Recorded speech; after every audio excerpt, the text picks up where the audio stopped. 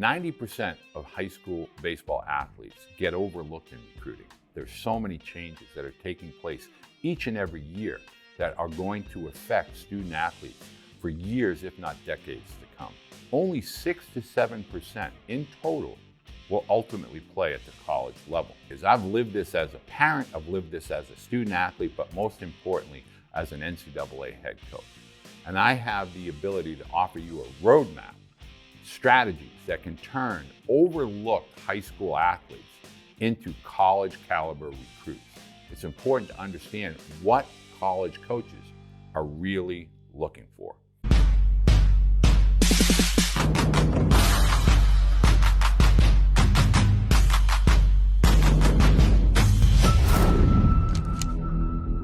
So here's how to really set your student athlete up for recruiting in today's maddening world of college athletic recruiting. First, build your athlete, build your profile. It is a resume, and the body is part of that resume. Make sure you're creating, whether they're highlights from various videos over the course of a high school career, try to present close, simple, short video clips.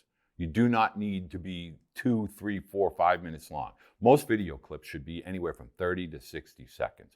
Make sure you can clearly see and identify your student athlete. If there are any metrics or any analytics that you've received through data on TrackMan, Rapsodo, etc., include that in the video as best as you can.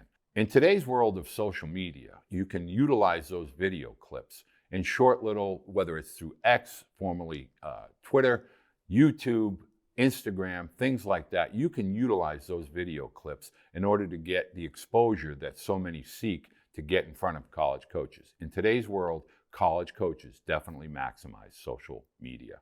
Properly set up an email, but here's the biggest tip for you as a parent. Make sure your subject line is appealing that will want to make that college coach open your email. You throw 90, put on there 6'2", right-handed pitcher, tops out at 92. That's going to get somebody to open it. If you're a good hitter, make sure you put something in there, left-hand hitting, switch hitting, middle infielder, exit velocity of this, or whatever your strength is, make sure you put that in the subject line of your video when you're emailing college coaches. Next, academics are where the vast majority of money are with regard to college. The expenses at the college level are numerous, not only tuition, but room, board, food. There's so many ancillary costs. And so what you want to understand is athletic money is a smaller process for most college coaches, whereas academic money, it's plentiful. And they encourage strong student athletes to apply for all the merit money, the grant money, things of that nature. Always try to strive for a minimum of about a 3.2 weighted GPA. That is an integral part of when a college admissions office is looking at a student athlete. They want to see that the attention has been placed not only with regard to athletics, but they want to know that you're working hard in the classroom as well. Maintaining strong academic eligibility will allow your student athlete to be highly recruited by more colleges instead of being eliminated due to poor academics. Next, you need to explore all levels of college athletics. This is no longer just about Division I at the NCAA level. All of college has now become a JUCO process, meaning the transfer portal is allowing athletes to go from Division III to Division II, Division III to Division I, NAIA to Division I, NCAA, also junior colleges as well. You need to have a good safety net of schools that all across all levels and divisions of college athletics. This will allow you to have more options, but more importantly, more opportunity for your student athlete as they begin to approach their senior year. Next, every year, all parents should be closely monitoring the transfer portal. Understand, in the world that we live in now with regard to name, image, and likeness, and the transfer process with regard to multiple opportunities within the portal. It used to just be once within a 4-year period. Now, it's not out of the realm of possibility that a student athlete could transfer 2 or 3 times.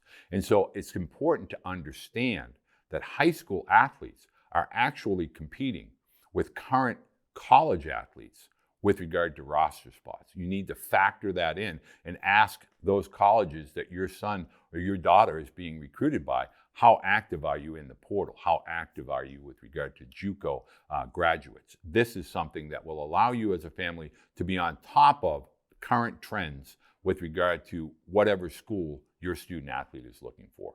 This approach has landed many, many players that I've worked with for over the last 3 decades to land at some of the best schools in the country. I've had student athletes work out at schools like Northeastern, Boston College, Vanderbilt, Amherst, Bates, Bowdoin, Babson, Tufts. Those are the types of academic schools that you should be striving for, because at the end of the day, athletics will end with regard to your student athlete's process. At some point, they become a spouse, a parent, also an employee, or potentially an employer that can look back on their athletics as a foundation for them as an adult. Always implement these types of processes to your student athlete and communicate with regard to your guidance office, your high school coaches, your travel ball coaches, to see what options they feel may best fit your student athlete. If you like tips like this, make sure you subscribe to the channel. Go ahead and hit the like button. You want to engage with the video, leave me a comment. I will personally reply to all comments that come in on the video. And if I can ever be of any help, coachbeede.com. I'll make sure that I answer your email and help you in any capacity that I can.